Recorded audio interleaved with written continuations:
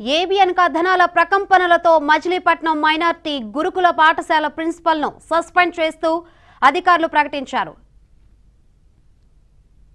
మరిన్ని వివరాలు మా ప్రతినిధి సత్యాన్ని అడిగి తెలుసుకుందాం. సత్య, శంకరి, ఏబిఎన్ కర్నాలతో ఎట్టకేలకు అధికారులు స్పందించారని చెప్పుకోవచ్చు. మచిలీపట్నం మైనారిటీ గురుకుల పాఠశాలలో రాసలీలల పేరుతో ఏబిఎన్ ప్రత్యేక కథనాన్ని ప్రసారం చేసింది. దీంతో అక్కడ ఉన్నటువంటి ప్రిన్సిపల్ ఎవరైతే ఉన్నారో ఆయన ఒక మహిళతో, అంటే అదే స్కూల్లో పనిచేస్తున్న మహిళతో రాసలీలలకు పాల్పడ్డట్టు వీడియో సాక్ష్యాధారాలతో సహా ఏబిఎన్ ప్రసారం చేసింది. స్కూల్ ఆవరణలోనే ఇదంతా జరిగినట్టుగా చెప్పడంతో పోలీసులకు సమాచారం అంది ప్రిన్సిపల్ ను అదుపులోకి తీసుకున్నారు. అయితే ఎట్టకేలకు ప్రభుత్వం దీనిపైన స్పందించి ఒక కమిటీని కూడా వేయడం జరిగింది. ఈ కమిటీ ఫర్దర్ గా ప్రొసీడింగ్స్ కూడా ఇవ్వడం జరిగింది. దీంట్లో భాగంగా కొన్ని ప్రొసీడింగ్స్ ని ఈ రోజు విడుదల చేశారు. ఎవరైతే ప్రిన్సిపల్ ఉన్నారో B Anand Kumar, PGT English APRS Machilipatnam, ఆయన్ను ఇమీడియట్ గా సస్పెండ్ చేస్తూ అధికారులు ఆదేశాలు జారీ చేశారు.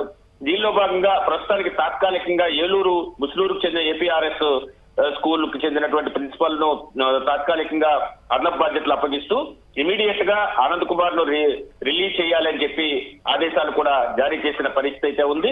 అయితే ఈ మొత్తం మీద అధికారులు, అంటే జిల్లా కలెక్టర్ కావచ్చు, ఎస్పీ కావచ్చు, జాయింట్ కలెక్టర్ కావచ్చు, వీరందరూ కూడా పూర్తి స్థాయిలో ఎంక్వైరీ చేశారు. ఎవరైతే ఆనంద్ కుమార్ ను అతను పోలీస్ స్టేషన్ పిలిపించి మరి విచారించిన నేపథ్యంలో ఏబిఎన్ కథనాలు వాస్తవం అని తేలడంతో అతనిపై సస్పెన్షన్ వేటు పడిందని మనం చెప్పొచ్చు. ఇదే సమయంలో దీనికి సంబంధించి ఆ వ్యక్తి ఆ వీడియో తీసిన 9వ తరగతి విద్యార్థి దీనికి సంబంధించి వీడియో తీశారు అని అతన్ని కొట్టిన నేపథ్యంలో దానికి సంబంధించి కూడా కేసు పోలీసులు నమోదు చేసినట్టుగా తెలుస్తోంది. మొత్తం మీద ఏబిఎన్ కర్నాలతో అధికార యంత్రాంగం కదిలిందని చెప్పుకోవచ్చు. ఈ రాసలీల భాగోతం బయటపెట్టడంతో మైనార్టీ గురుకుల పాఠశాల ప్రిన్సిపల్ ను సస్పెండ్ చేస్తూ ఎట్టకేలకు ప్రభుత్వం నిర్ణయం తీసుకుంది.